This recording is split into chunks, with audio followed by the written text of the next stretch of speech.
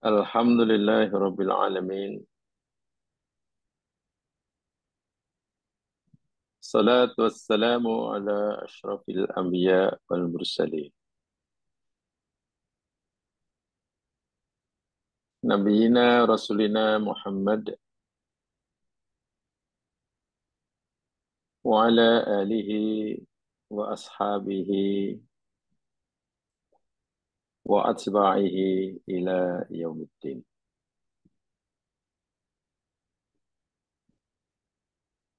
Raditu billahi wa rabba wa bil islami dina wa bi Muhammadin nabiyya wa rasulah.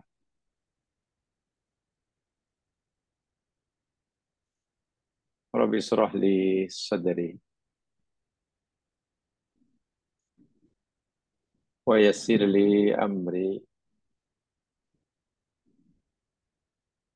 wahlul 'uqdatam min lisani yafqahu qawli.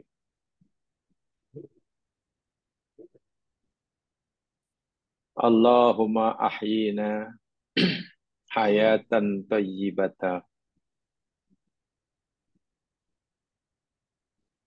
wa amitna wafatan syahidan salihah. Amin. Ya Allah, ya Tuhan kami, hidupkanlah kami, ya Allah, di dunia ini dengan kehidupan yang baik, yang Engkau ridhai. Dan bila telah tiba masanya kelak, matikanlah kami dalam keadaan soleh husnul khotimah. Allahumma la tahtim ajalana qabla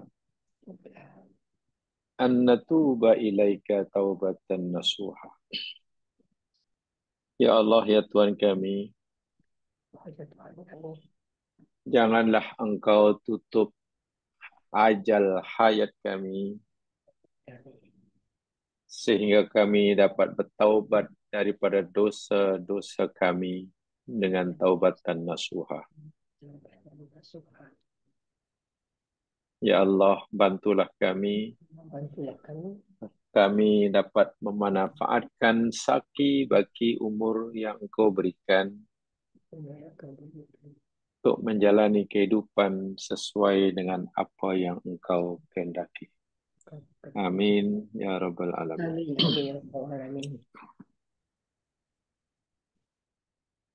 Para pendengar yang dirahmati Allah sekalian, insyaallah kita akan teruskan siri kajian kita tentang kehidupan selepas kematian, atau lebih tanya maratibul hayat, marahilul hayat, tingkatan atau fasa-fasa kehidupan yang mesti dilalui oleh setiap kita apabila kita telah tiba ajal kita di dunia ini. Fasa yang pertama, yakni telah kita bersama, yakni alam barzah. Mudah-mudahan kajian kita tentang fasa pertama ini dapat memberikan kita kesedaran dan keinsafan, memandangkan ini sesuatu yang pasti berlaku, pasti kita alami. Kerana sesuatu yang pasti, tentu kita tidak boleh lengah, tak boleh cuai, tak boleh menganggap ringan dan remeh. Kita mesti berusaha bersungguh-sungguh sementara Allah masih beri kita peluang dan kesempatan mencukupkan bekalan yang belum cukup, menambahkan bekalan yang masih kurang untuk kita bawa meneruskan perjalanan yang sebenar bermula daripada alam barzah. Sedikit saya tambahkan jelasan tentang barzah berkaitan dengan adakah orang yang di alam barzah ini, tok nenek moyang kita, mungkin saudara mara kita, mungkin anak-anak kita,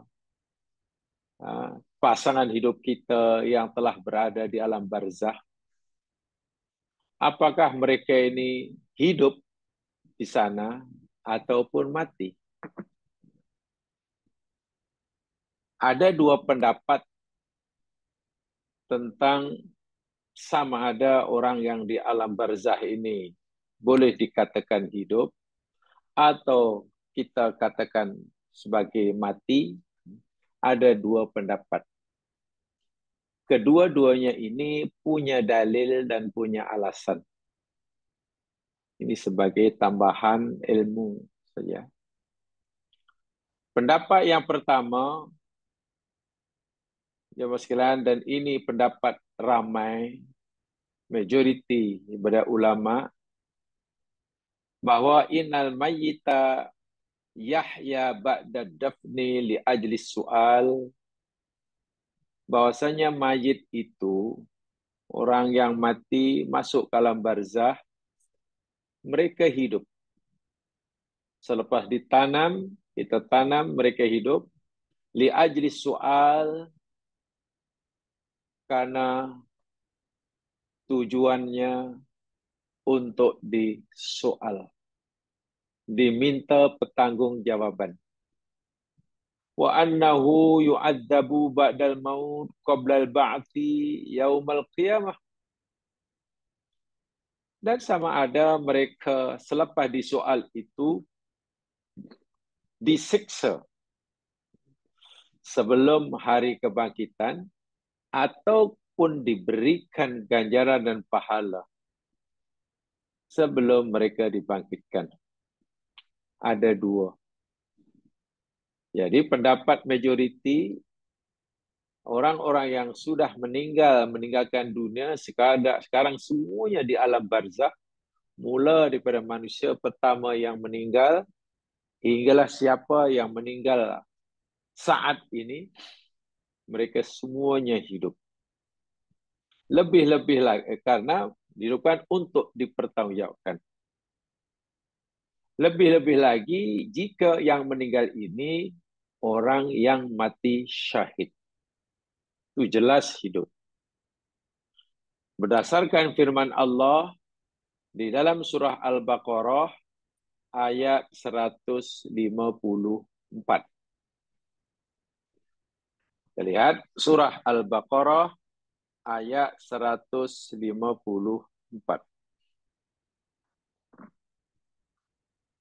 Allah Subhanahu wa taala berfirman, A'udzu billahi minasy syaithanir rajim.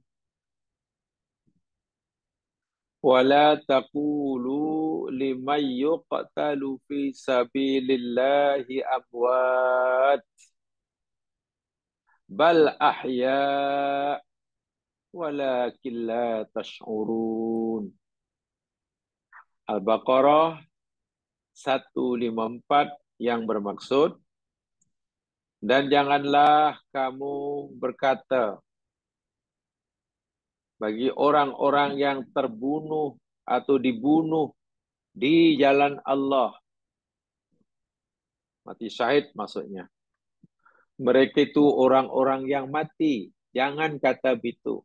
Jangan kamu pikir orang-orang yang mati syahid itu orang yang mati. Bal ahya. Bahkan mereka ini orang yang hidup. Itu Allah yang kata. Tetapi kamu tidak menyadarinya. So, berdasarkan ayat ini, orang yang ada di alam barzah itu disebut hidup, bukan mati. Walaupun tentunya kehidupan di alam barzah tidak sama dengan kehidupan di alam dunia. Ini pendapat pertama dan ini pendapat majoriti. Tapi ada pendapat yang kedua, jamaah sekalian. Pendapat yang kedua menyatakan bahwa orang yang telah meninggalkan dunia masuk ke alam barzah itu adalah orang-orang yang mati. Bukan hidup. Orang yang ada di alam barzah itu bukan orang hidup, orang mati. Itu contohnya umpamanya yang disebutkan oleh Imam Ibnu Hazmin dalam kitabnya Al-Milal wa Nihal. Kata beliau, anna man dhanna annal mayyita yahya fi qabrihi qabla yaumil qiyamah faqad akhta'a. Bahwasanya siapa saja yang mengira, yang menyangka bahwa mayit itu masih hidup, tetap hidup di alam kuburnya sebelum dibangkitkan pada hari kiamat, sungguh ia telah tersilap. Pendapat seperti itu yakni tidak betul, kata Ibnu Hazmin. Alasannya apa? Ya, karena fahaman seperti itu bercanggah dengan apa kata Quran. Lalu, beliau menyampaikan dari Al-Quran surah Ghafir. Ghafir ayat 11. Coba rujuk surah Ghafir ayat 11. Atau surah Al-Mu'min. Bukan Al-Mu'minun ya, Al-Mu'min. Ayat yang ke-11. Di situ Allah menceritakan apa yang akan dikatakan oleh orang-orang kafir kelak di akhirat. Allah menceritakan apa ucapan orang kafir kelak di akhirat. Mereka akan kata, qalu rabbana amattana snatain wa ahyaitana snatain ila akhir ayat. Ghafir ayat 11 bermaksud mereka yakni orang-orang kafir berkata, ini di akhirat nanti. Wahai Tuhan kami, Engkau telah mematikan kami 2 kali dan Engkau telah menghidupkan kami 2 kali. Ini ayatnya. Mati 2 kali, hidup 2 kali. Mati yang pertama sebelum kita diantar ke dunia, itu mati. Mati kedua selepas kita hidup dunia masuk ke alam barzah. So maknanya ketika orang dalam barzah itu matilah. Sebab mati 2 kali. Kematian pertama sebelum kita hidup di dunia. Kematian kedua selepas kita pindah ke alam barzah. Dan Engkau hidupkan kami 2 kali ya Allah. Maksudnya hidup 2 kali. Hidup pertama di dunia. Sekarang ini. Kehidupan yang kedua nanti hari kebangkitan. So ayat ini kata Ibnu Hazmin jelas memberitahu kita bahawa orang di alam barzah itu mati. Macam mana kamu boleh kata hidup? Siapa yang meyakini bahawa orang di alam barzah itu hidup, kata Ibnu Hazmin, itu salah. Tak betul. Bercanggah dengan ayat ini. Kemudian ada satu ayat lagi yang dijadikan dalil oleh pendapat kedua yang menyatakan orang di alam barzah itu mati dan bukannya hidup. Surah Al-Baqarah ayat 28. Ayat 28. Al-Baqarah. A'udzu billahi minasy syaithanir rajim. Kaifa takfuruna billahi wa kuntum amwata فأحياكم ثم يميتكم ثم يحييكم ثم إليه ترجعون. Kaifa takfurun, kata Allah. Bagaimanalah kamu kufur dengan Allah? Maksudnya macam manalah kamu tak mau syukur pada Allah. Wa kuntum amwatan, sedangkan dahulu kala kamu ni orang-orang yang mati. Dahulu kamu mati. Ini sebelum kita diantar ke dunia, Allah kata mati. Fa'ahyakum, lalu Allah menghidupkan kamu sekarang ini.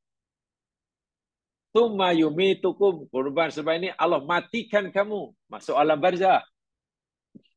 Tsumma yuhyikum, kemudian Allah akan hidupkan kamu semula.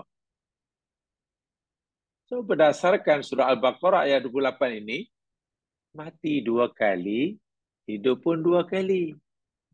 Sama dengan Ghafir 11 tadi. Inilah dalil yang dijadikan alasan oleh pendapat yang mengatakan orang berada di alam barzah itu orang-orang mati, bukan hidup. Sementara yang pertanyaan majoriti tadi mengatakan di alam barzah itu hidup, bukan mati. Alasannya tadi saya katakan, satu ini Al-Baqarah 154. So macam mana nak menyelesaikan perbezaan pendapat seperti ini? Kedua-duanya ada dalilnya, ada ayatnya. Begini jemaah sekalian, begini. Kalaulah dikatakan orang di alam barzah itu mati, dalam arti kata masih ada satu unsur yang tidak ada di sana, itu betul. Kenapa begitu? Begini ya mas sekalian, tubuh badan kita semua ini penjelasan yang saintifik ya mas sekalian ya. Tubuh badan kita sekarang ini ya, sekarang ini ada 3 unsur dalam diri kita sekarang ini.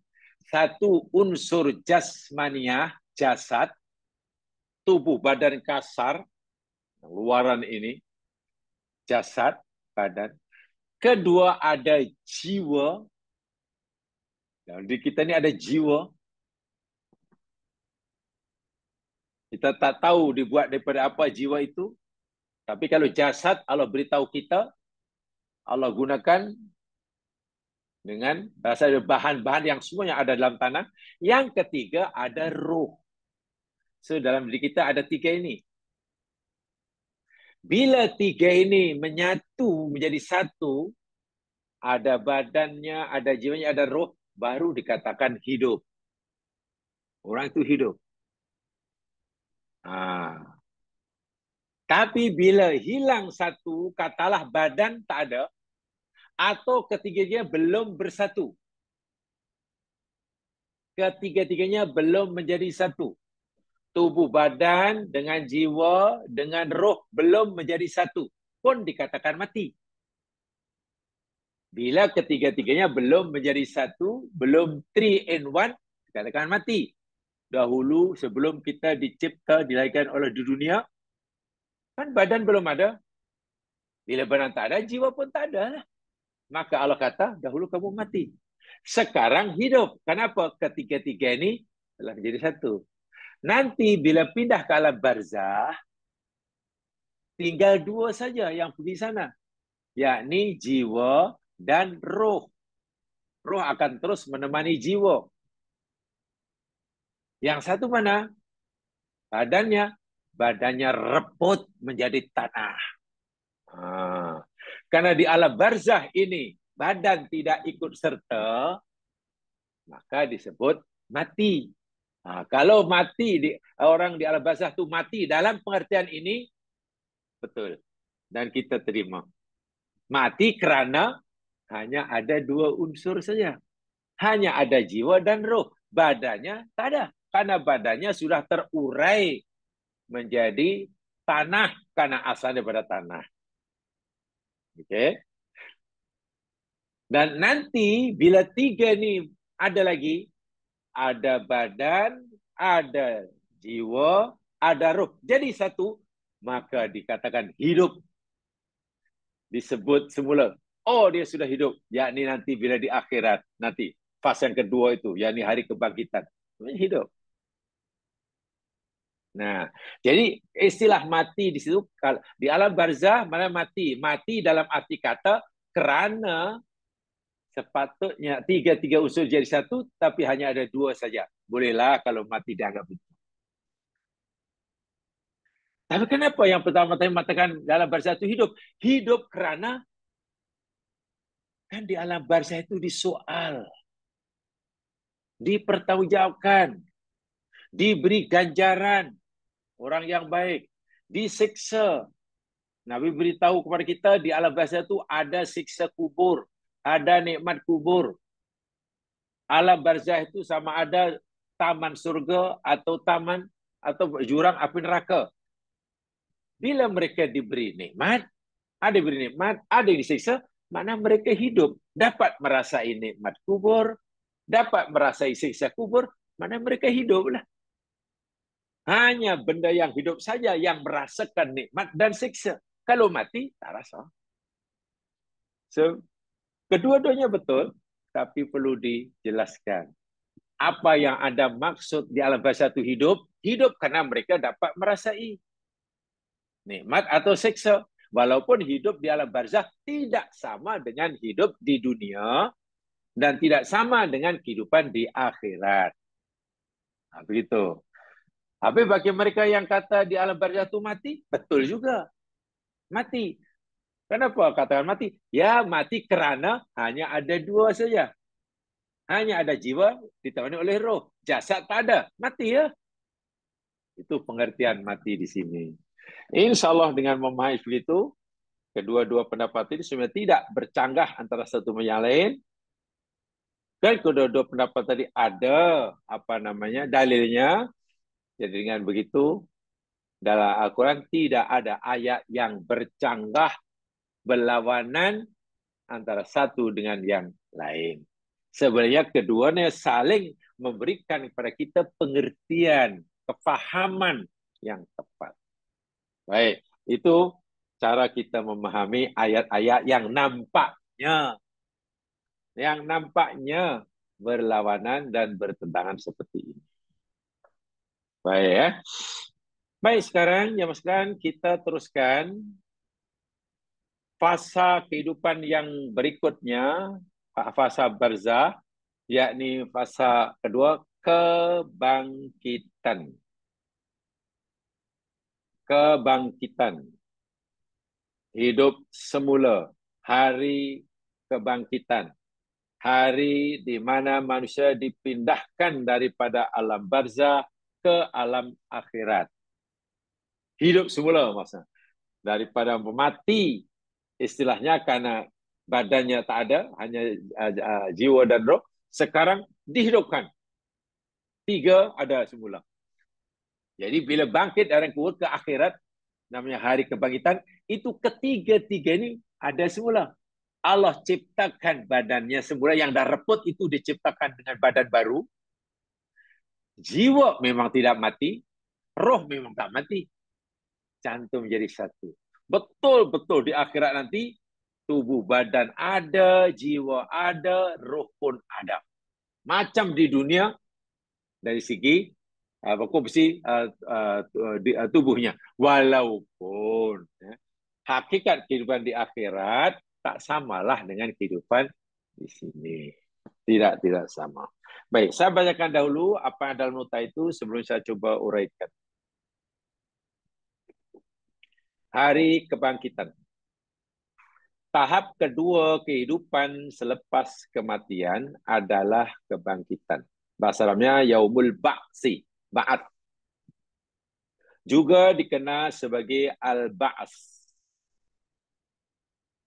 Ini adalah saat Allah Subhanahu wa taala akan membangkitkan semua orang yang mati dari kuburnya, kubur mereka, dan menghidupkan mereka kembali.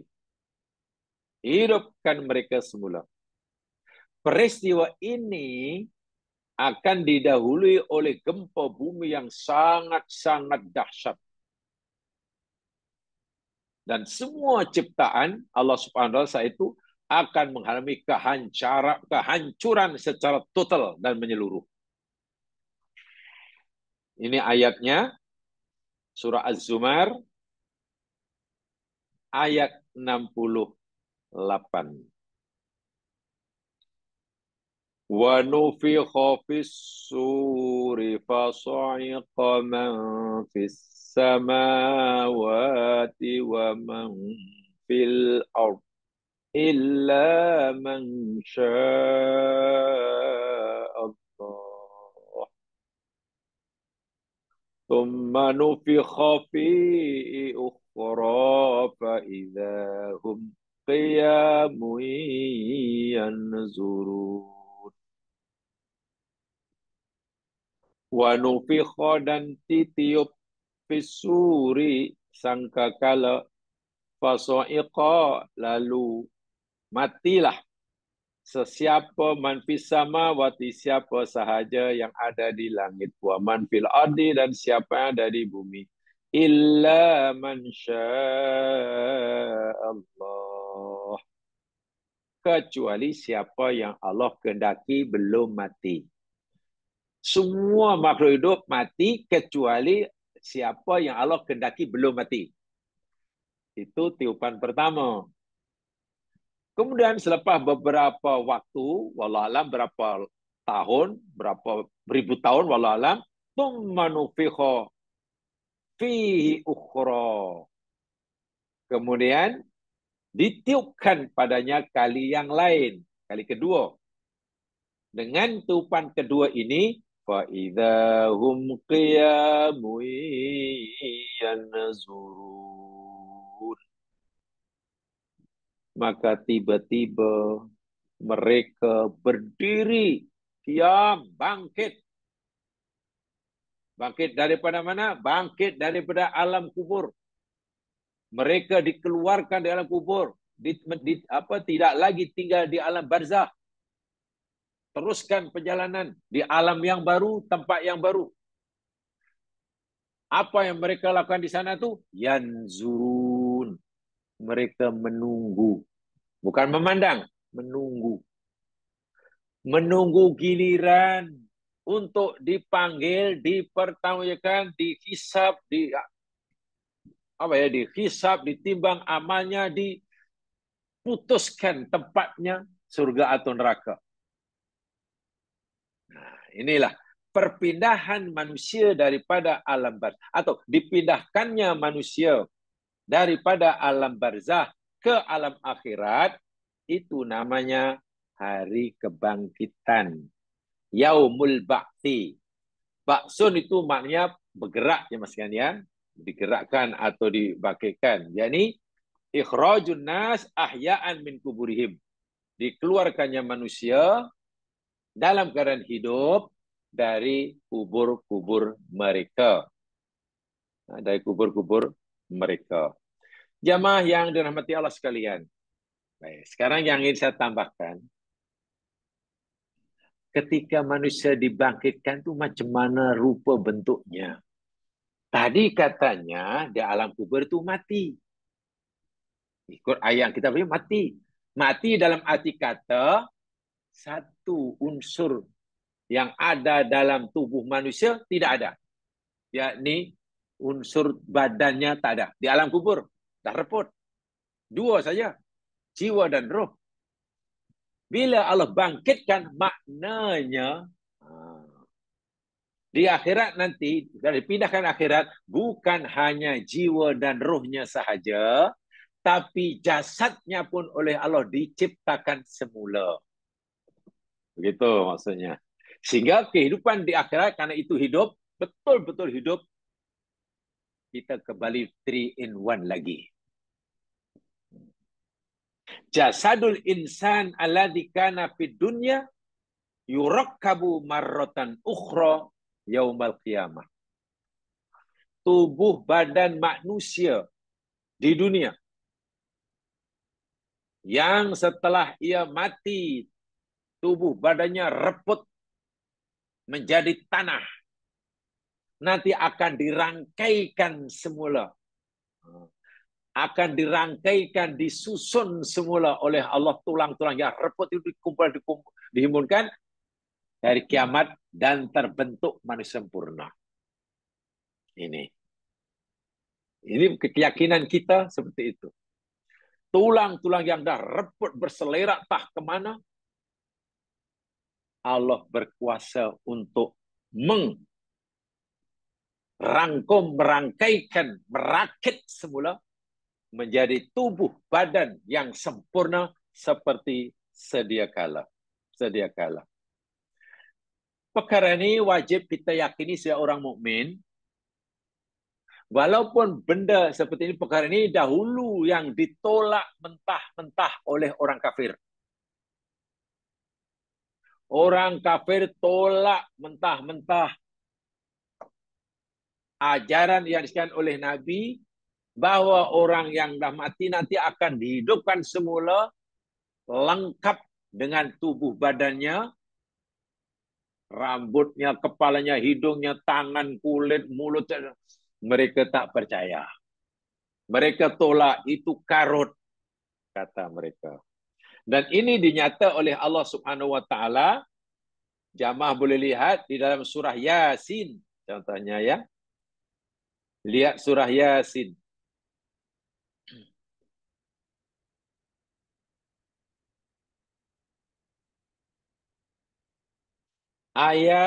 Mula ayat 77.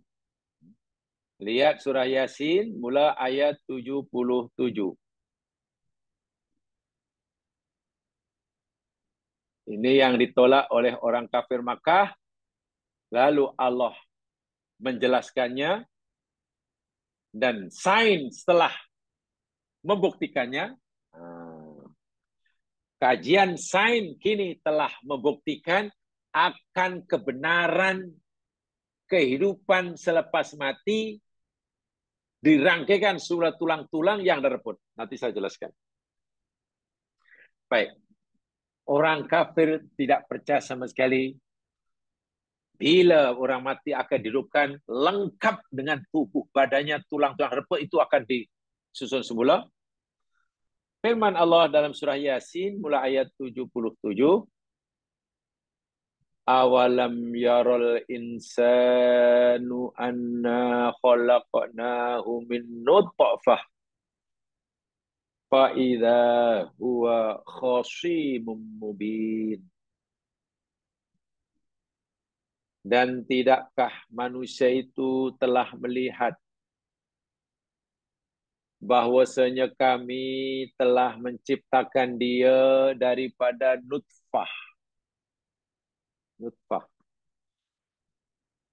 Lalu tiba-tiba mereka menjadi penentang, pemberontak, pembangkang yang nyata.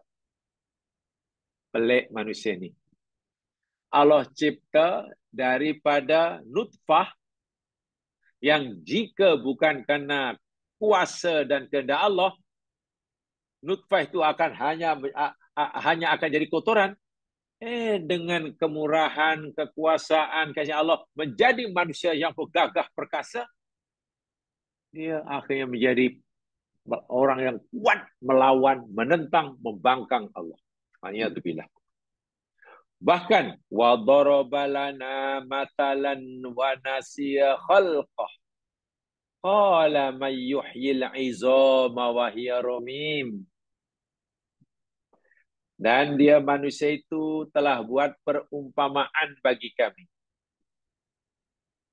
Mereka menolak adanya kehidupan selepas kematian. Mana mungkin orang mati hidupkan semula, lengkap dengan tulang-tulang yang reput disusun semula. Kata mereka mustahil. Lalu mereka buat perumpamaan. Wa nasiya khalqah. Sedangkan mereka lupa akan penciptaan diri mereka. Dengan angkuhnya ia jumpa Nabi. Orang kafir ini jumpa Nabi. Membawalah seketul ke sebatang tulang, tah tulang siapa? dengan sombong dan angkuhnya, qal, dia berkata kepada Rasulullah, man yuhyil idhama wa hiya ramim. Muhammad, aku tanya kepada engkau, man yuhyi, siapakah yang akan menghidupkan ala izoma, tulang-tulang ini? Dia sambil memegang tulang yang dah reput. Tak tahu tulang siapa. Wahya romim, sedangkan tulang ini sudah reput, hancur, lebur. Kamu kata orang mati hidup semula, siap dengan tubuh badan. Sekarang ni ada tulang manusia ni, tanganku ni, dah reput ni. Siapa yang akan menghidupkan? Allah suruh Nabi memberi jawapan, kul Muhammad, katakan padanya. Jawab itu, tanya mereka. Yuhyihal ansha'aha awwala marrah. Hai orang kafir, kalau kamu nak tahulah siapa yang akan menghidupkan tulang yang dah reput di tanganmu yang kamu kata mustahil itu, yang akan menghidupkan yakni alladzi ansha'aha awwala marrah. Yakni zat yang menghidupkannya kali pertama. Tulang itu tulang siapa? Ya, tulang itu orang lah, seorang, tak tahu orang mana. Orang itu dahulu hidup atau mati? Dulu hidup. Dulu hidup. Nah, yang akan menghidupkan tulang yang ada di tangan dulu, yakni zat yang dahulu menghidupkannya kali pertama. Kata itu tulang si Fulan bin Fulan namanya. Fulan bin Fulan dahulu tidak ada. Tah di mana adanya. Lalu Allah ciptakan dan hidup di dunia. Kalau Allah berkuasa menghidupkan sesuatu daripada tiada, takkanlah Allah tidak mampu menghidupkan sesuatu yang pernah hidup. Menghidupkan sesuatu yang tak pernah hidup pun Allah berkuasa. Ini kan pula menghidupkan sesuatu yang pernah hidup. Tulang itu kan pernah ada di tubuh orang yang hidup. Iya. Kalau begitu yang akan menghidupkan Allah yang menghidupkan dahulu. Masya Allah.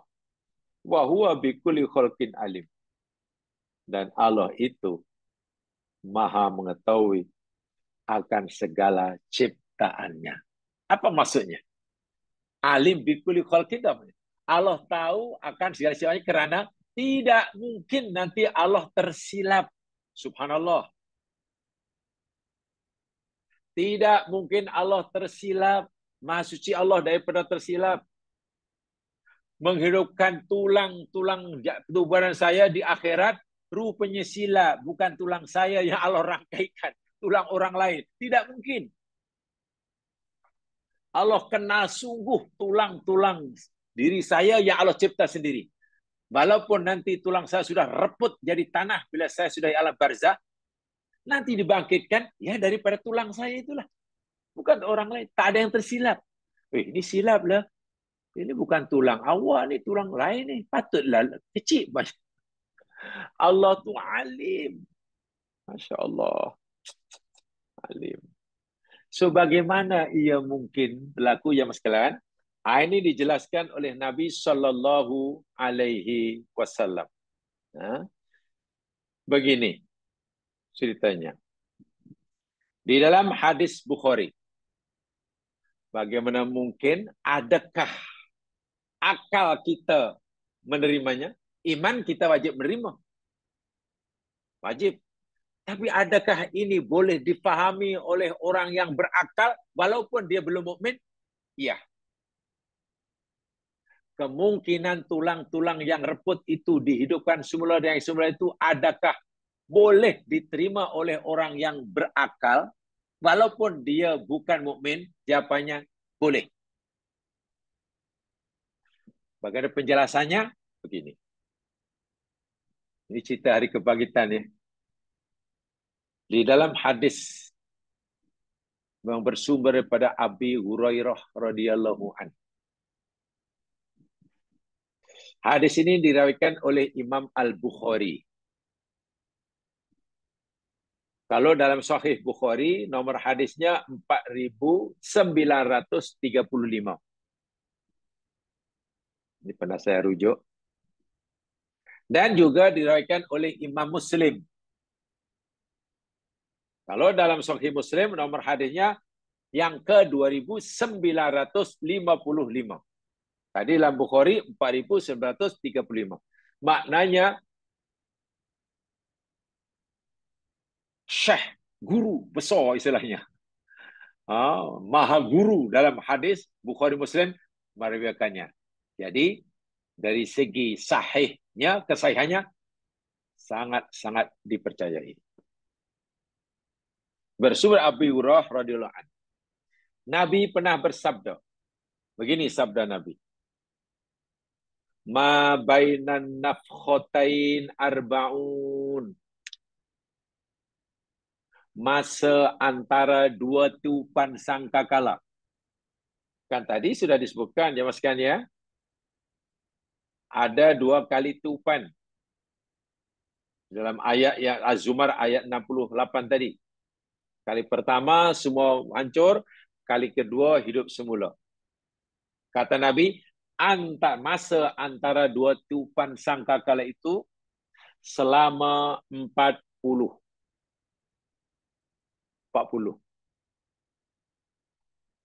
Lalu ada yang bertanya, Arba'una yauman? Arba'una yauman, 40 hari maksudnya? Qal abaitu. Ya, Nabi tak jawab. Atau barangkali arba'una syahran, 40 bulan ya Rasul? Nabi tak jawab. Arba'una sanah, barangkali maksudnya 40 tahun. Nabi pun tak jawab. Jadi istilah 40 itu Nabi tak jelaskan. 40 jam ke, 40 hari ke, 40 tahun ke, 40 dekad ke, 40 abad ke, tak sebut. Yang pasti ada gap masa, ada jarak masa antara tiupan kali pertama dan tiupan kali kedua. Itu yang pasti. Jarak masanya 40. 40 apa? Nabi tak jelaskan. Dah, itu aja lah. Selepas itu, habis 40 itu, Thumma yunzilullahu minas sama'i ma'an fayambutuna kama yambutul baqlu. Kemudian Allah turunkan hujan. Turunkan air. Lalu yang butun. Semua manusia yang ada di alam barzah. Tepatnya tulang-tulang, daging, kulit yang dah terurai, reput menjadi tanah. Karena asalnya tanah, balik jadi tanah. Asalnya tanah, balik jadi tanah. Pak hujan itu tiba-tiba tumbuh. Yang butuh itu tumbuh. Macam cendawan tumbuh. Tanah, turun hujan, tiba-tiba kan tumbuh rumput. Kama yang butul baklu. Macam tumbuhnya tumbuh-tumbuhan. Rumput. Sayur-sayuran. Laisa minal insani syai'un illa yabla. Tidak ada dalam tubuh manusia,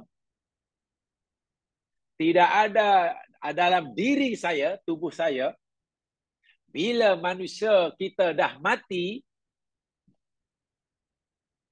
melainkan semuanya akan hancur. Tidak ada yang kekal. Orang masuk dalam alam barzah, ditanam, tak selama jam ya, seminggu sudah mulai membusuk, sudah mulai hancur. 1 tahun, 2 tahun, 100 tahun, habis. Semua hancur. Mana kulitnya, mana dagingnya, mana tangannya, mana... Tak ada. Hancur lebur. Apalagi kalau sudah 1000 tahun, gigi pun tak ada. Tak ditemukan. Terurai menjadi tanah. Ini Nabi yang kata. Illa azman wahida. Allahu Akbar. Kecuali hanya satu jenis tulang saja yang tak akan reput hingga bila-bila. Masya Allah.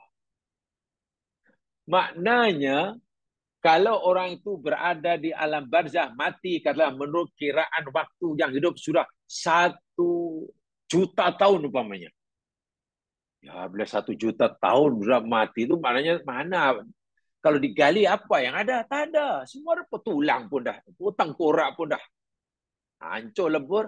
Semua. Nabi kata, ada dalam tubuh kita ini tulang yang Allah ciptakan tidak akan hancur walaupun sampai bila-bila.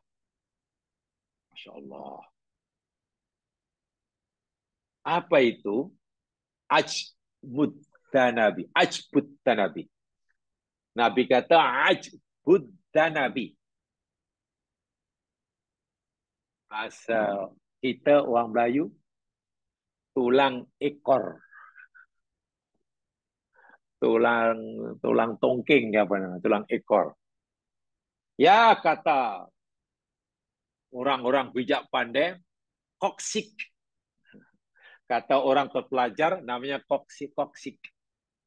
Tulang ekor. Backbone, tulang belakang kita paling ujung sekali, paling bawah sekali. Ya, yang macam V itu, itulah namanya ajbud tanab. Nabi dah sebut dah. Wah, Nabi tidak punya makmal untuk melihat. Nabi mana ada, ya Allah, jangankan MRI, jangankan CT scan, jangankan mikroskop yang canggih. Tak ada. Tapi Nabi tahu tulang belakang kamu yang paling ujung sekali di bawah. Itu nama ajbud tanab. Danab itu ekor, ajbud tulang ekor lah. Tulang tongking lah. Koksik kata orang golongan intelektual. Itu yang tarput. Hingga bertahun-tahun lah ditanam lah di apa, tidak akan hancur. Kenapa Allah ciptakan dalam dasar kita ini ada yang tidak hancur? Minhu yurakkabul khalqu yaumal qiyamah. Dalam hadis lain, minhu khuliq wa fihi yurakkab. Kerana daripada tulang ekor koksik itulah dahulu kamu diciptakan Allah menjadi manusia. Dan dari tulang ekor itu jugalah nanti kamu akan diciptakan tujuan kamu semula di akhirat. Masya Allah. Sebab itu dia tidak boleh hancur.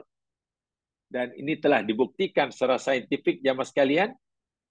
Bagaimana peranan tulang ekor itu.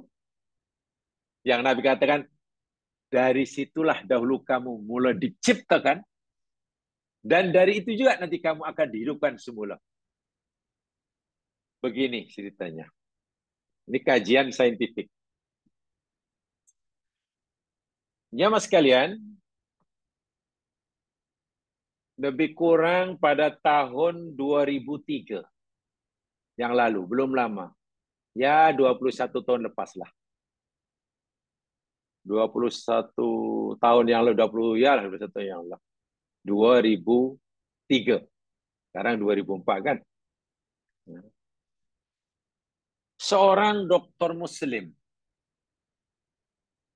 namanya Dr. Uthman Ghailan. Dr. Uthman Ghailan melakukan satu kajian saintifik ilmiah karena beliau itu betul-betul mengkagumi apa kata Quran, apa kata Nabi. Quran tidak mungkin salah, Nabi tidak mungkin tak betul. Quran tak mungkin salah, Nabi tak mungkin tak betul. Bila Nabi kata semua badan kita akan reput, hancur lebur kecuali koksiknya, jadi ini mesti ada. Ada apa dengan koksik ini? Betulkah dia tidak reput? Tak akan reput. Hingga hari dibangkitkan semula badan kita. Dr. Uthman Ghailan buat kajian.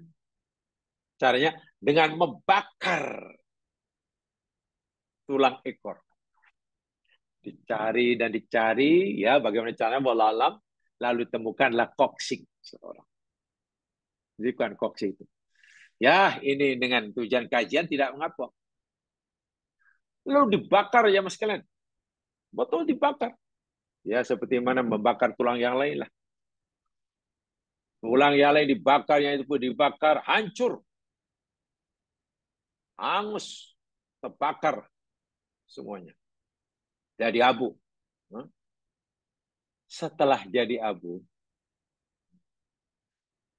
tulang koksik tadi tidak terbakar. Tidak hangus terbakar semuanya. Abu-abu tulang yang lain pun diambil dan termasuk. Lalu beliau pergi ke makmalnya, ke labnya, buat kajian. Pertama, abu atau debu atau apa tulang lah yang lain yang selain koksi itu dikaji, diteropong dengan mikroskop tercanggih yang dia miliki, yang boleh menggandakan size objek menjadi sekian ratus kali atau ribu kali. Jadi sangat besar. Boleh dilihat yang seketiknya. Tulang-tulang yang hangus itu mati. Tak ada tanda-tanda kehidupan. Tidak ada. Tapi alangkah terkejutnya Dr. Usman Ghailan setelah melihat tulang koksik, walaupun nampak hangus,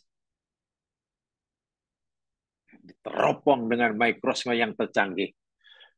Rupanya di situ sel-selnya masih hidup. Masya Allah. Selnya masih hidup. Kita tahu yang sekalian, kehidupan dalam tubuh kita ini bermula bersel.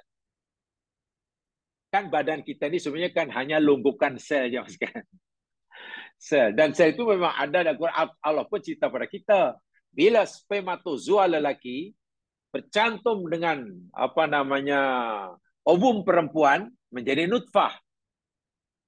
Nutfah kan kalau kata zygote. Jadi zygote. Zaijud.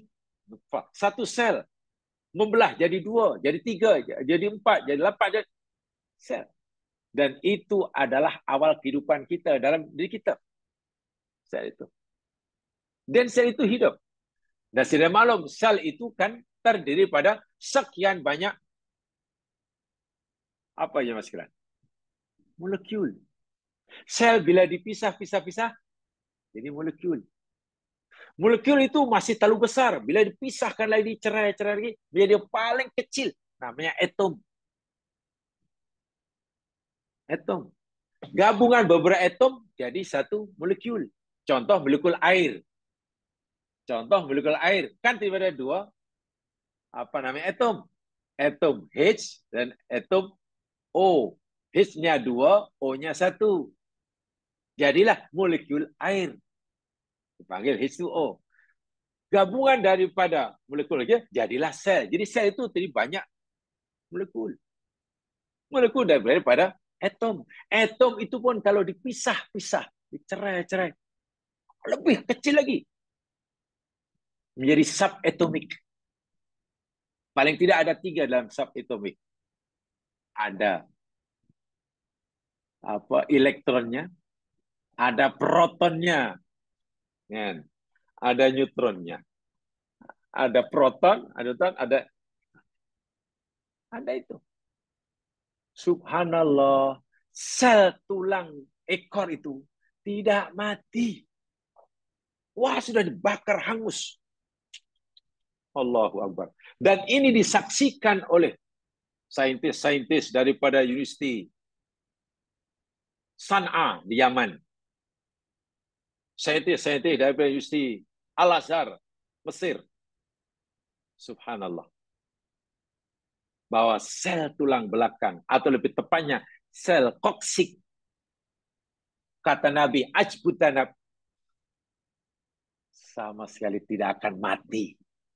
Jangankan ditanam di tanah ribuan tahun sekalipun, dibakar hingga hangus pun selnya tetap hidup. Terbukti apa kata Rasulullah. Benar apa kata Nabi. Benar apa kata Al-Quran yang menghidupkan tulang? Karena memang dalam tubuh kita ini, walaupun semua dah hancur lebur, fisika kita, ada bagian tertentu yang Allah kendaki tidak akan mati selnya. Sel apa itu? Sel ajbut tanam. Ya mas sekalian, kita semakin meyakini betapa rupanya pentingnya ya kajian saintifik terhadap ciptaan Allah ini. Kan ini memang sunatullah. Karena itulah ya mas, sains dalam Islam ini tidak boleh dipisahkan. Sains di dalam Islam tidak boleh dipisahkan dengan agama. Agama-agama kita ini bila kita pahami maklumat-maklumatnya sebagai maklumat berdasarkan sains, pahaman kita menjadi kuat. Karena hasil kajian saya ini akan menjadi bukti kebenaran apa kata Quran, kebenaran apa kata Rasulullah. Sehingga iman kita menjadi kuat karena ada bukti yang nyata yang tidak boleh disangkal, dibantah oleh siapapun. Sebab itu, iman berdasarkan ilmu, imannya dari kuat. Saintis yang seorang mukmin, wah, itu mana saintis yang hebat, imannya makin kuat, ilmunya makin meluas. Dan semakin nyata, semakin jelas, apa namanya, kuat keyakinannya terhadap kebenaran Al-Quran. Itu bukti nyata. Jelas disebut dalam hadis sahih Bukhari Muslim. Semua tubuh badan manusia bila mati tak ada lagi. Hancur lebur. Yubla itu hancur. Hancur pakai dah. Balik jadi tanah. Korek-korek tak jumpa lagi dah. Illa ajkut tanam. Kecuali satu tulang saja. Yang di situ tidak akan hancur. Maknanya, menurut kajian saintifik, selnya tetap hidup. Gitulah. Yaitu sel yang ada di ajbu tanab. Alasannya kata Nabi, kerana dahulu dari tulang itulah asal muasal jasad kamu dicipta oleh Allah. Dan daripada tulang belakang, tulang ekor, ajbu tanab itulah nanti kamu akan dihidupkan, sudah dirangkaikan semula menjadi makhluk yang semula di akhirat. Masya Allah. Dari sini akhirnya kita paham. Badan kita di akhirat ini jangan sekarang nanti dibangkitkan. Rupanya badan kita itu yakni dihidupkan semula berdasarkan saki baki sel yang ada dalam diri kita ini yang tidak mati. Ada yang di akhirat. Walaupun salam sekali kehidupan di akhirat tak sama dengan kehidupan di dunia. Contoh, sel-sel yang ada dalam tubuh kita sekarang ini akan terus hidup. Kalau mati pun nanti ada penggantinya. Mungkin satu hari ada sel mati sekian ribu. Ya nanti adalah. Dihantarlah spare part-nya. Spare part-nya ada lagi lah. Walaupun kualiti spare part itu makin kurang. Makin kurang baik. Dan untuk jaga sehat, ya kena makan. Cukup zat makanan. Cukup dijaga. Itu badan kita di dunia. Tubuh kita di akhirat tak perlu makan.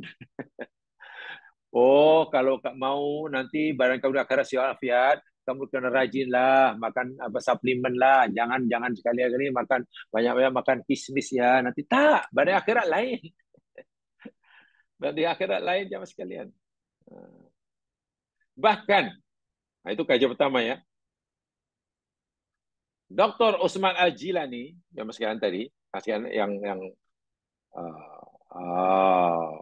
buat kajian tadi, dan juga seorang saintis daripada Yaman yang belum lama meninggal ya dalam beberapa bulan yang lalu ya. Dia seorang saintis yang luar biasa aja Mas. Namanya Syekh Abdul Majid Az-Zindani. Itu saintis dari Yaman. Tapi tak macam mana akhirnya dia hijrah ke Arab Saudi dan meninggal di sana. Bahkan beliau berjaya mengalahkan Hujah dalam satu seminar tentang apa namanya sains lah, hanya tentang masalah embriologi, sehingga doktor daripada Kanada, Keith Elmore namanya, memeluk agama Islam karena kagum dengan kertas kerja istilahnya yang dibentangkan oleh Syekh Abdul Majid Az-Zindani, bagaimana proses penciptaan manusia dalam rahim. Quran 14 abad yang telah cerita dengan sempurna, detail yang baru dipahami hari ini. Seluruh dunia apabila belum mengerti apa itu otak bagian depan, yakni frontal lobe, lobus frontalis, Quran 1400 tahun yang telah cerita. Namanya nasiah. Diuraikan nasiah. Karena tercengang, kagum dengan maklumat Al-Quran yang baru diketahui hari ini secara saintifik. Al-Quran disampaikan oleh seorang yang hidup 14 abad yang lalu di padang pasir, yang terkenal tak baca, tak tulis. Pasti ini firman Allah. Akhirnya beragama Islam. Karena terpesona dengan uraian yang diberikan oleh seorang doktor, saintis muslim yang hebat, namanya Syekh Abdul Majid Az-Zindani daripada Yaman. Bila pernah melakukan satu kajian yang serupa juga, jemaah sekalian, dan ingin lebih teliti lagi, setelah dibakar tadi, membakar tulang dan semuanya pun, maka abu-abu, debu, tulang yang tadi termasuklah koksik itu. Lalu dibawalah tulang itu ke satu makmal, sebuah makmal. Nama makmal itu yakni Al-Olaki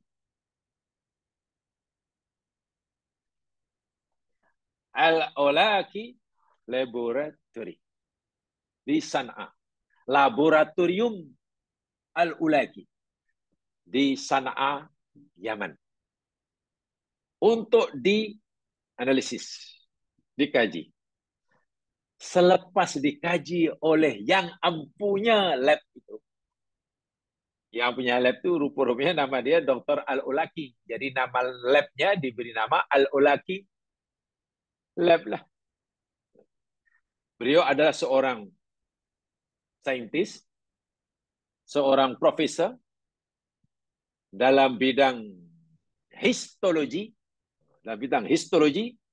dan juga dalam ilmu patologi. Beliau menguasai dalam bidang histologi dan juga patologi di Universiti Sana'a University. Subhanallah. Lagi-lagi menemukan bukti kebenaran Al-Quran dan kebenaran hadis Nabi. Sekaligus bukti yang tak boleh dibantah, dinafi,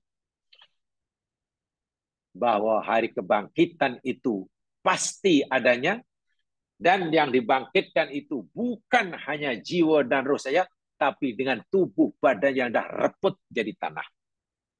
Kenapa? Karena rupa-rupanya tulang koksik, sel yang ada dalam tulang koksik tidak terpengaruh dengan api yang membakarnya. Dia tetap seperti keadaannya. Tetap hidup sel-selnya. Masya Allah. Dan inilah, saya katakan tadi, keajaiban yang luar biasa. Keajaiban yang luar biasa. Yang sekarang telah terbukti. Bahwa di baki itu yakni bukan satu dongengan, bukan satu dongengan, tapi benar-benar ia boleh dipertanggungjawabkan secara ilmiah. Bahkan yang menakjubkan kita yang sekalian, yang buat kita kagum, yang membuat kita semakin yakin akan adanya hari kebangkitan, bukan akan hanya hari kebangkitan, tentang dibangkitkannya, dirangkaikannya, dirakitnya semula, disusunnya semula tulang-tulang yang reput, lengkap dengan kulit-kulitnya. Firman Allah Subhanahu wa taala, coba jangan lihat dalam surah Al-Qiyamah. Lihat ya, surah Al-Qiyamah.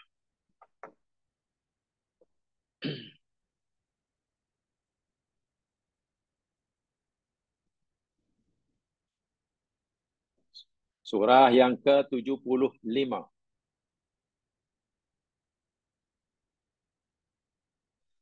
Surah 75, saya bacakan daripada ayat yang ketiga.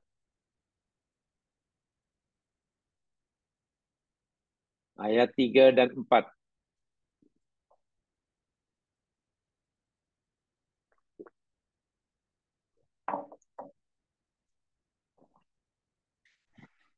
A'udzu billahi minasy syaithanir rajim. Ayahsabul insanu allan najma'a idhamah. Ayahsabu, adakah menyangka, adakah mengira, al insanu, manusia itu, allan, bahwasanya tidak sekali-kali najma'a, kami menghimpunkan semula, izamahu, tulang-tulangnya. Berarti betul-betul ayat. Yahsabu, menyangka, mengira. Tapi karena belakang ada an, itu an lan. Asalnya an dan lan. Kemudian diidghamkan. Makna yahsabu, maknanya bertukar menjadi yakin. Jadi terjemahan yang tepat, adakah manusia yakin bahwa kami sekali-kali tidak akan menghimpunkan semula tulang-tulang mereka yang sudah berselerak, yang hancur lebur jadi tanah itu? Kalaulah ada manusia yang berfikir, yang beranggapan, bahkan yakin bahwa tulang-tulang mereka yang dah reput jadi tanah itu terus akan jadi tanah, dan mereka fikir kami tidak akan menghimpunkan semula, itu keyakinan yang sesat. Itulah maksudnya. Apa jawab Allah kepada orang yang tidak meyakini hari kebangkitan? Apa jawaban Allah pada mereka yang tidak meyakini hari kebangkitan itu dengan seluruh tubuh badannya yang dah reput? Bala, kata Allah. Oh, tidak. Keyakinanmu itu salah, kata Allah. Bahkan, qadirin, kami berkuasa. Bukan hanya berkuasa menyusun semula tulang-tulang itu. Tulang kaki, tulang tangan, tulang kepala, tulang bahu, tulang lutut, tulang leher, tulang dada. Bukan sekali itu saja. Itu senang saja kerana ada sel dalam tulang yang semua reput itu yang belum mati, yang ada dalam ajwud danab kamu. Dengan begitu senang sel yang kan tadi saya katakan, kita diciptakan daripada satu sel, nutfah. Nutfah membelah jadi dua, dua jadi empat, empat jadi 8, 8 jadi 16, 16 jadi terus akhirnya kita tersusun seperti ini. Ada yang jadi sel tulang, sel darah, sel kulit, sel rambut, sel kuku. Allahu Akbar. Demikian juga dengan sel yang ada dalam ajwud danab akan membelah dengan kuasa Allah dan akan menyusun semua bentuk. Allah kata, bukan segala tulangmu yang aku rangkaikan semula. Bukan hanya kulitmu yang aku ciptakan semula. Bahkan aku berkuasa ala an-nusawwiya banana. Aku berkuasa untuk menyempurnakan. Sawwa yusawi. Bananahu. Jari-jarinya. jari-jari kita, jari-jari saya pun Allah akan sempurnakan di akhirat. Selepas semua ini hancur dari tanah, Allah akan ciptakan dengan sempurna. Apa makna sempurna ini? Di dalam tafsir, maksudnya, bukan sekarang kalau di dunia jari saya 5, sebelah ini, ada ibu jari, ada di luar, ada di tengah, jadi manis, kelingking. Minta maaf. Nih, thumbprint. Nih, thumbprint nih. Cop jari saya. Di akhirat oleh Allah, Allah akan cipta semula sama dengan cop jari saya semasa sekarang ini. Dan tidak akan silap. Karena semuanya rekodnya ada di mana? Di koksik tadi. Nanti saya jelaskan, ada maklumat buku yang saya baca tentang tafsir saintifik. Karena saya sangat menyukai tafsir-tafsir saintifik. Di tafsir lama, banyak tafsir saintifik. Maksud saya, ayat-ayat Al-Quran yang erat sekali hubungan dengan penciptaan, dengan sunatullah, ditafsirkan secara saintifik. Begitulah. Bukan sekadar diyakini kebenarannya, tapi dibuktikan kebenarannya. Gitu. Kita sudah yakin itu benar, tapi kita ingin menemukan bukti kebenarannya. Itu yang tafsir saintifik.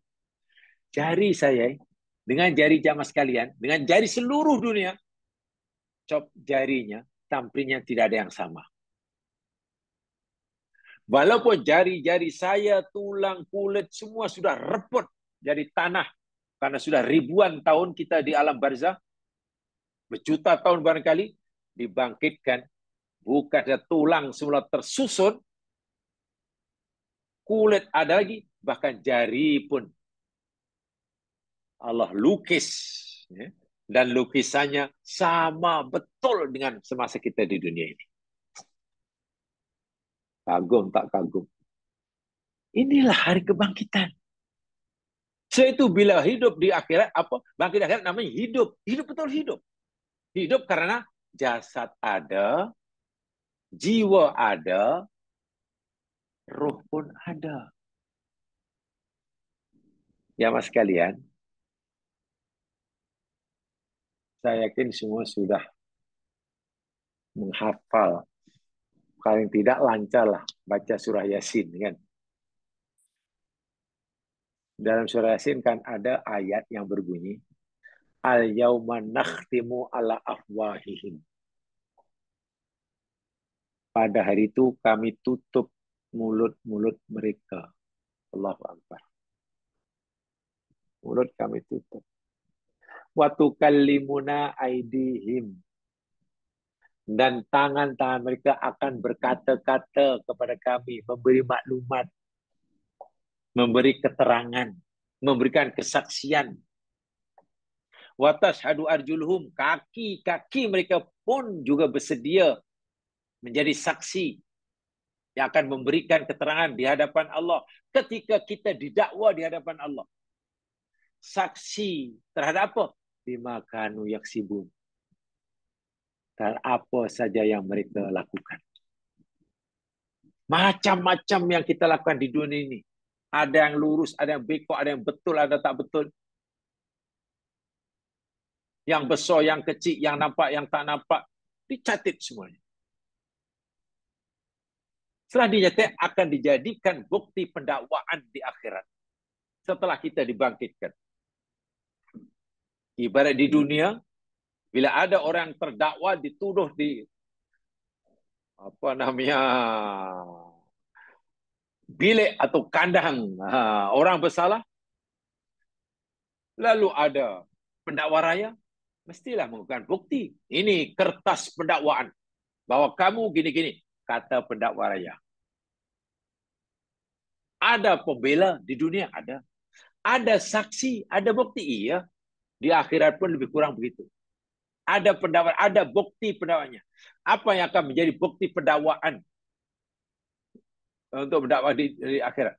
Itu catatan amal itu. Itu bukti. Nih, dahulu nih cara kamu buat ini. Kalau juga ada saksi untuk memastikan keputusan nanti adil, di akhirat pun ada saksi. Dan saksinya rupanya bukan orang lain, tangan kita jadi saksi.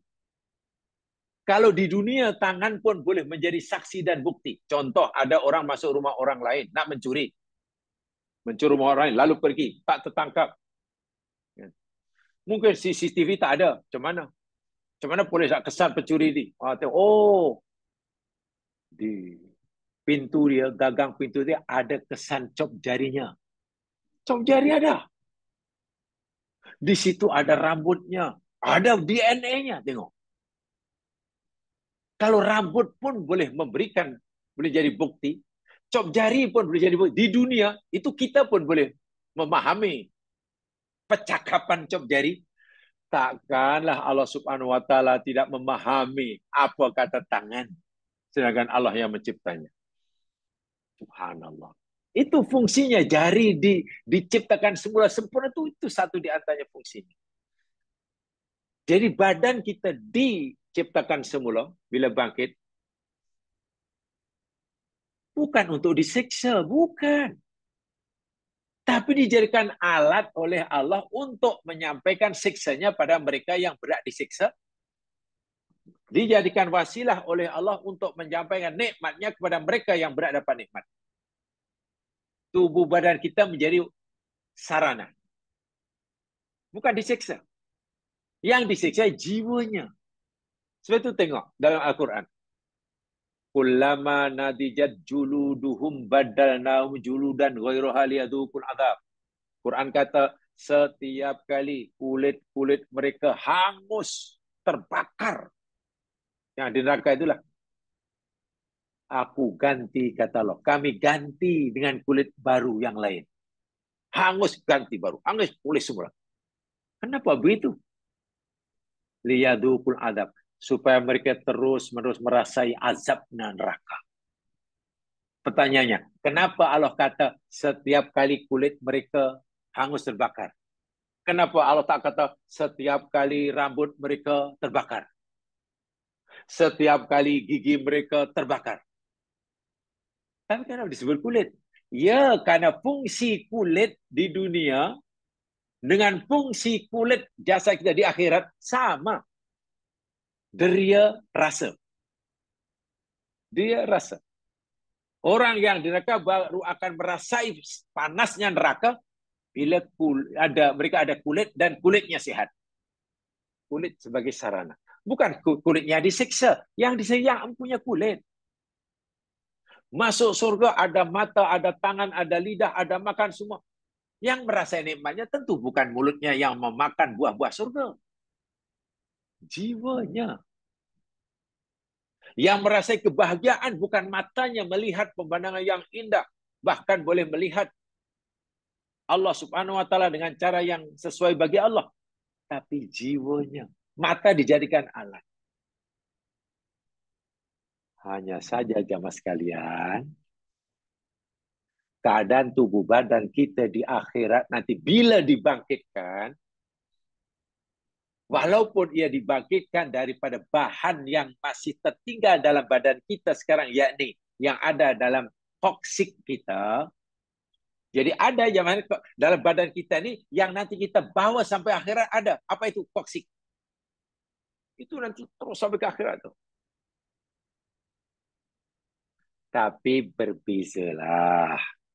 Karena di akhirat nanti sangat sempurna. Badan kita sempurna. Tak sakit. Di dunia badan kita tak sempurna. Contoh ya. Dahulu kita makan semua makanan lezat dan sedap. Ketika lidah kita masih 100% sehat. Tapi sekarang karena mungkin dah lama kita pakai, kenapa ya makanan tak banyak yang lezat, tak yang sedap, macam tak sedap lah. Sekarang, kenapa main tak sedap? Dahulu ketika mata masih sempurna sehat, nampak segala-galanya. Dekat nampak, jauh dekat, besar nampak, kecil nampak. Atas nampak, bawah nampak dulu. Sekarang kenapa ya? Gelap sikit pun tak nampak. Maknanya kemampuan kita melihat di dunia terhad. Kemampuan kita mendengar di dunia terhad, tapi tubuh badan kita di akhirat nih kemampuannya luar biasa. Suara didengarnya. Tak terhad lagi lah. Dan tak ada yang sakit. Di akhirat tidak ada yang berpenyakit. Walaupun mereka ada yang sakit karena disiksa. Beza ya. Sakit dengan ada penyakit itu lain. Di akhirat tidak ada orang yang apa namanya sakit karena ada penyakit. Contoh begini ya. Kalau seseorang katalah ada masalahnya jantung berlubang banyak. Jantung dia berlubang. Oh, sakit lah. Mesti sakit, jantung berlubang. Weh, dia punya paru dia berair. Sakit lah. Weh, dia punya kidney sudah tidak berfungsi lah. Kidney failure dah. Sakit lah. Itu sakit. Karena ada penyakit. Tapi ada orang sakit bukan karena dia ada penyakit. Tapi dia sakit sebab dia sehat. Wah, ini pelik bunyi dia. Jadi orang rasa sakit itu ada dua. Satu sakit karena ada penyakit. Contoh tadi lah. Jantung berlubang, ada darah tinggi, ada kemadi, ada kidney sudah tak berfungsi. Itu sakit karena ada penyakit. Sakit karena ada apa? Kanser. Sakit. Yang kedua, ada orang sakit bukan karena ada penyakit, tapi dia sakit karena ia sehat. Contoh, kalau kita kurang berhati-hati, menutup pintu, karena kita kurang berhati-hati, akhirnya tangan kita tersepit pintu. Bila tangan kita, jari tersepit pintu, pasti kita rasa sakit. Pertanyaan saya, adakah ketika jari kita tersebut itu sakit itu karena kita ada penyakit? Tidak, karena kita sehat. Itu sebagai bukti bahwa tangan kita sehat. Sebab kalau orang tak sehat, pasti tak sakit. Contoh, minta maaf kata orang tu dah kena stroke lah. Major stroke lah. Badan sebelah ini dah matilah kata orang. Tak rasa dah, tak apa-apa, tak rasa. Tak jari tersepit pintu, tak rasa sakit. Bahkan jari tersepit pintu terputus pun tak sedar. Tahu-tahu petangnya baru, mana jari aku tadi? Tak perasan jarinya rupanya tak terputus. Karena tak rasa sakit. Kenapa tak rasa sakit? Karena dia sudah tidak sehat.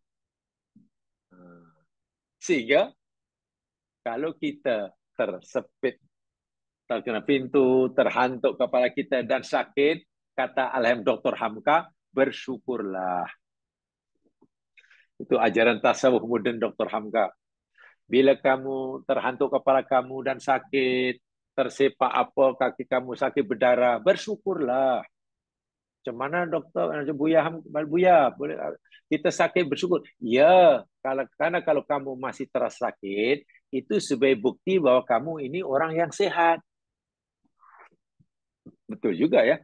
Sebab kalau kita dah tak sehat, kaki tak sehat. Nak mati dah, separuh dah, kena stroke lama lah. Jangankan kapan zaman hanya terpijak di apa ke, kaki terpijak di kaki kursi ke, mungkin lutut tercabut pun tak rasa sakit. Di akhirat tak ada orang yang sakit karena berpenyakit. Orang di neraka itu tidak, orang neraka itu sakit bukan karena ada penyakit. Tapi di neraka itu sakit karena mereka sehat walafiat. Masya Allah. Itu kedahsyatan neraka luar biasa. Dan yang merasakan itu tubuh badannya. Kulitnya khasnya. Sebagaimana kulit di dunia dapat merasai sakit, di akhirat pun kulit dijadikan alat sebagai deria rasa. Macam mana kulit dihidup? Adakah kulit akan dibagi asuh? Iya, Quran kata kami sempurnakan jari-jarinya nih. Lukisannya pun sempurna. Tulang semua kami susun semula. Dari mana semua kan semua sudah hancur. Iya betul semua hancur. Satu saja yang belum hancur. Sel yang ada dalam koksit. Itu sabda Nabi dan setelah yang sekarang. Jadi itu yang Allah katakan bila kebangkitan tumayuhyikum. Kemudian kami hidupkan semula itu mana hidup betul hidup karena kita 3 in 1 lagi semasa hari kebangkitan. Ada jasadnya, ada jiwanya, dan ada ruhnya. Pertama, ya kita mesti yakin benda itu. Alhamdulillah, kita bukan sekadar meyakini kebenarannya hari kebangkitan dengan apa tadi dengan tubuh badan, kita dapatkan ada mempunyai bukti akan kebenarannya. Selama ini kita meyakini kebenarannya, alhamdulillah sekarang kita mendapatkan bukti kebenarannya. Sehingga keimanan, iman yang berdasarkan dengan bukti ilmu, iman akan menjadi lebih kuat. Dan itu pasti kita lalui. Suatu hati-hati, tangan kita ini akan jadi saksi, jamaah sekalian. Kaki jadi saksi. Mulut yang biasanya pandai bercakap bohong ditutup rapat. Dan itu saksi bukan bagi pihak kita. Itu saksi bagi pihak Allah. Masya Allah. Kalau dalam mahkamah dunia, saksi yang dihadirkan mahkamah, itu saksi pendakwa raya. Yang pasti keterangannya, kesaksiannya memberatkan yang tertuduh. Bukan saksi peguam bela. Saksi akhirat, semua dalam Al-Quran saksi, semua ada Allah. Syahidah Allah. Maknanya saksi itu bagi pihak pendakwaan yang mendakwa kita. Bukan saksi bagi pembelaan. Dan yang menakutkan, saksi itu bukan dari pihak lain, tapi dalam diri kita ini semua dijadikan saksi.